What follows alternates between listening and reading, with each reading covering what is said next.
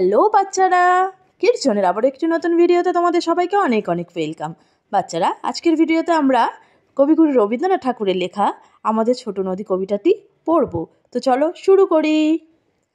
আমাদের ছোট নদী চলে বাঁকে বাঁকে, বৈশাখ মাসে তার হাঁটু জল থাকে।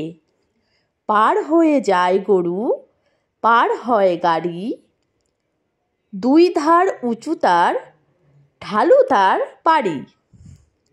চিকচিক করে বালি, কোথা নাই কাদা, একধারে কাশবন, ফুলে ফুলে সাদা। কিচিমিচি করে সেথা শালিকের ঝাঁক, রাতে ওঠে থেকে থেকে শিয়ালের হাঁক। আর একবার পড়ি চলো।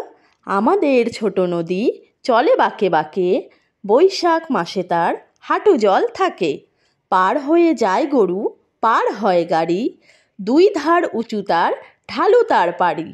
চিকচিক করে বালি, কোথা নাই কাদা, একধারে কাশবন, ফুলে ফুলে সাদা।